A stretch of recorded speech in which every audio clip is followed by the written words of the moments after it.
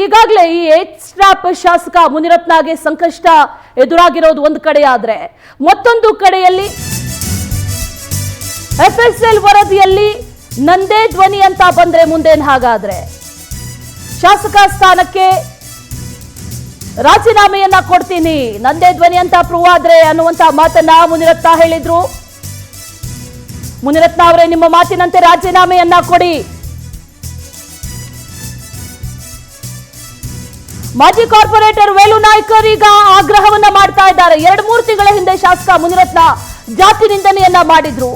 ಈ ಬಗ್ಗೆ ಆಡಿಯೋ ಸಮೇತ ಪೊಲೀಸರಿಗೆ ದೂರನ್ನ ಕೂಡ ಕೊಟ್ಟಿದ್ವಿ.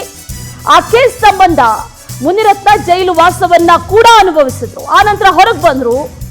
ಜೈಲಿನಿಂದ ಬಂದು ಇದೆಲ್ಲ ಷಡ್ಯಂತ್ರ, ನನ್ನ ವಿರುದ್ಧ ಷಡ್ಯಂತ್ರ ನಡೀತಾ ಇದೆ, ಯಾವುದು ಕೂಡ ನಿಜ ಅಲ್ಲ ಅನ್ನುವಂತ ಮಾತನ್ನ ಕೂಡ ಹೇಳಿದ್ರು ಶಾಸಕ ಮುನಿರತ್ನ ಒಕ್ಕಲಿಗ, ದಲಿತರಿಗೆ ಯಾವಾಗ್ಲೂ ಕೂಡ ಬೈತಾ ಇರ್ತಾರೆ, ಬೇಡ ಅಂತಂದ್ರು ಜಾತಿ ಬಗ್ಗೆನೇ ಮಾತಾಡ್ತಾ ಇರ್ತಾರೆ ಅಂತ ಶಾಸಕ ಮುನಿರತ್ನ ವಿರುದ್ಧ ಈಗ ವೇಲು ನಾಯ್ಕರ್ ಆಕ್ರೋಶವನ್ನ ವ್ಯಕ್ತಪಡಿಸ್ತಾ ಇದ್ದಾರೆ. ಇದೆಲ್ಲ ಷಡ್ಯಂತ್ರ ಅಂತ ಹೇಳಿದ್ರು ಮುನಿರತ್ನ ಅವರು. ಇದೇನಾದ್ರೂ ಪ್ರೂವ್ ಆದ್ರೆ ನಾನು ರಾಜೀನಾಮೆ ಕೊಡ್ತೀನಿ ಅಂದಿದ್ರು. ಹಾಗಾದ್ರೆ ನಿಮ್ಮ ಮಾತಿನಂತೆ ರಾಜೀನಾಮೆ ಕೊಡಿ ಅಂತ ಹೇಳಿದ್ದಾರೆ ವೇಲು ನಾಯ್ಕರ್.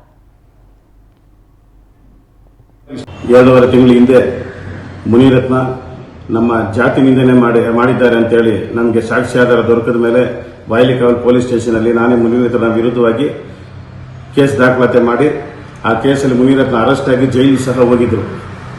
ಅವರು ಜೈಲಿಂದ ಬಂದ ಮೇಲೆ ಮಾಧ್ಯಮ ಪ್ರಕಟಣೆ ಮಾಡಿದ್ರು.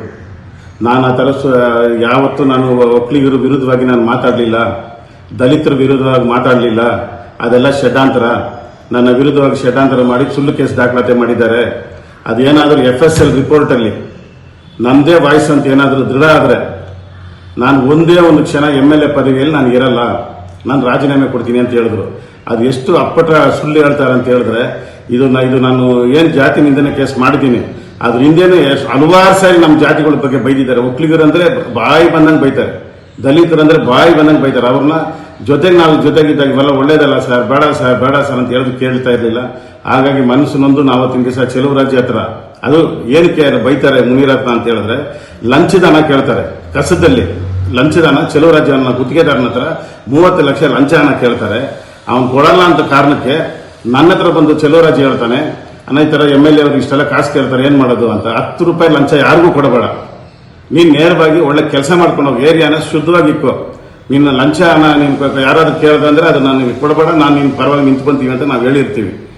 ಆ ವಿಚಾರ ಮುನಿರತ್ನ ತಿಳಿದು ಆ ಚೆಲುವರಾಜ್ ಅನ್ನೋನು ಒಕ್ಕಲಿಗ ಸಮುದಾಯಕ್ಕೆ ಸೇರಿದವನಾಗಿರೋದ್ರಿಂದ ನೀನೇನು ಒಕ್ಕಲಿಗನೇನೋ, ನಿಮ್ಮ ಮನೆಯವ್ರು ನನ್ನ ಹತ್ರ ಕಲಿಸು ಅಂತ ಹೇಳ್ತಾನೆ. ನಿನ್ನ ಮನೆಯವ್ರನ್ನ ಕರ್ಕೊಂಡೋಗಿ ಯಾಕೆ ಒಬ್ಬ ಇವನ ಹತ್ರ ಒಲಿಯನ್ ಜೊತೆ ಮಲಗಿಸ್ತೀಯ, ನನಗೆ ಮಲಗಿಸು ಅಂತ ಕೇಳ್ತಾನೆ. ಇದೆಲ್ಲ ವಿಚಾರ ತಿಳಿದು ಈ ಆಡಿಯೋನ ಕೇಳಿಸ್ಕೊಂಡು ಸಿಕ್ಕಾಪಟ್ಟೆ ನನ್ನ ಮನಸ್ಸು ನೋವಾಯಿತು. ಹಾಗಾಗಿ ಬಾಯಲಿಕಾವಲ್ ಪೊಲೀಸ್ ಸ್ಟೇಷನ್ 2.5 ತಿಂಗಳಿಂದ ಅವ್ರ ಮೇಲೆ ನಾನು ಮೊಕದ್ದಮೆ ದಾಖಲಾತಿ ಮಾಡಿ FIR ಮಾಡಿಸಿದ್ವಿ. ಆ ವಿಚಾರದಲ್ಲಿ ಜೈಲಿಗೆ ಹೋಗಿ ಬಂದಿದ್ದಾರೆ. ಇವತ್ತು FSL ರಿಪೋರ್ಟ್. ಇನ್ನು ಈ ಸಂಭಾಷಣೆ ಏನ್ ನಡೆದಿತ್ತಲ್ವಾ, FSLಗೆ ಏನು ಕಳುಹಿಸಲಾಗಿತ್ತು, ಈಗ ಮುನಿರತ್ನಂದೇ ವಾಯ್ಸ್ ಅಂತ ಏನ್ ಕನ್ಫರ್ಮ್ ಆಗಿದೆ. ಆ ಸಂಭಾಷಣೆಯಲ್ಲಿ ಚೆಲುವರಾಜು ಜೊತೆ ಮುನಿರತ್ನ ಏನ್ ಮಾತಾಡಿದ್ರು ಅನ್ನೋದನ್ನ ಒಮ್ಮೆ ನೋಡ್ಕೊಂಡ್ ಬರೋಣ.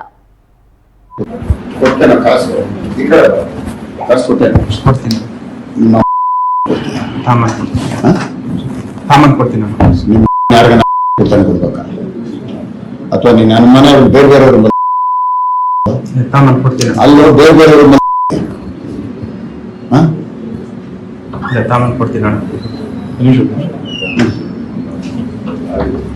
ಏನ್ ಗೌಡ ತಾನೆ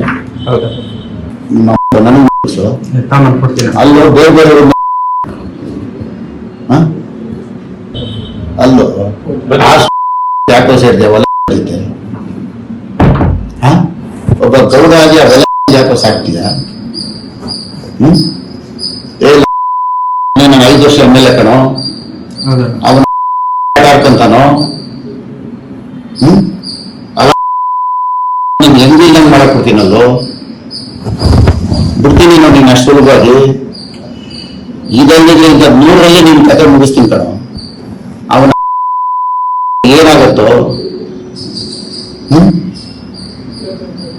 5 ವರ್ಷ ನಾನು ನೀನು ತಪ್ಪಿಸ್ಕೊಂಡು ಸುತ್ತೀಯ, ಏನ್ ಮಾತಾಡಿ ಅದನ್ನ ತಂದ್ಕೊಡು. ನೀನ್ ಕರ್ಕೊಂಡೋಗಿ ಮನೇಲಿ ಹಾಕೊಂಡ್ಯಾ ತಿಂತತೆ ನನಗೆ ಬೈಬೇಡ ದಯವಿಟ್ಟು. ನಾನು ತಿಂತತೆ ತಾಮನ್ ಕೊಡ್ತೀನಿ. ಬರೀ ದುಡ್ಡಲ್ಲ ಮಗ. ಇಲ್ಲ, ನಾನು ದುಡ್ಡು ತಾಮನ್ ಕೊಡ್ತೀನಿ. ಅರ್ಥ ಆಯ್ತಾ? ಆಯ್ತು. ನೀನ್ ಏನ್ ಮಾತಾಡಿದ ತಗೊಂಬರ. ನಡಿ ನಡಿ ನಡಿಯೋದು ನಡಿಯ